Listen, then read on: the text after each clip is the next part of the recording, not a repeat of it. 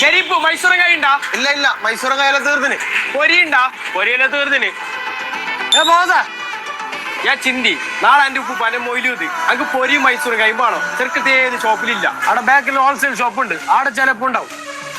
ഇച്ചാ മൈസൂർ കായ ഉണ്ടാ? പൗത്തല തീർന്ന് പച്ചയുണ്ട്. ഹോൾസെയിൽ ഷോപ്പിലില്ലേ? ചെറുക്കത്ത് നേർന്ന് നിനക്ക് മൈസൂറും കായും കിട്ടാല പൊരിയും കിട്ടാല എല്ലാരും പിച്ചാസ് കൊണ്ടേ നിനക്ക് അങ്ങനെ പാടുന്നുണ്ടെങ്കിൽ അവിടെ പോയിട്ട് ചോദിച്ചു. റപ്പിച്ചാസ് പൊരിയും കായും കുന്നുകൂട്ടിയിട്ടുണ്ട്. റപ്പിച്ചാ അങ്ങ് കുറച്ച് പൊരിയും മൈസൂറും കായും തരോ? ഇതെനിക്കെന്നതേയില്ല, തരാൻ കഴിയാ. നിങ്ങൾക്ക് തരാൻ കഴിയല അല്ലെ? രാത്രി വന്നിട്ട് പൊക്കാനുണ്ട്. ഈ 2 മണിക്കോ ആളാ? കായിന്റെ ഒരു കോലയും ബാക്കിയില്ലാലോ. ഇതിലെന്തോ സംഭവം ഉണ്ട്, നോക്കിട്ട് തന്നെ കാര്യം.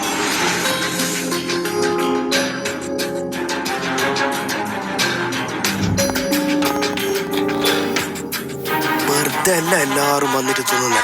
ഇവിടുത്തെ അവിൽ മിൽക്കും ചെറുമുറി എന്തോ ഒരു ടേസ്റ്റ് തന്നെ. ചെങ്ങൈമാരെ, റപ്പിച്ചാസ് ചെറുമുറിന്റെ ടേസ്റ്റ് രുചിക്കാത്ത ആരും ഉണ്ടാവില്ല. കാസർഗോഡ് നിന്ന് മാത്രമല്ല, കർണാടകയിൽ നിന്നും ഡെയിലി ആയിരക്കണക്കിന് ആൾക്കാരാണ് ഇവിടെ വരുന്നത്. റപ്പിച്ചാസിലെ ചെറുമുറിയും അവിൽ മിൽക്കും സൂപ്പും ജീവിതത്തിൽ ഒരിക്കലെങ്കിലും ട്രൈ ചെയ്യാത്തവർക്ക് തീരാ നഷ്ടം തന്നെ ആയിരിക്കും.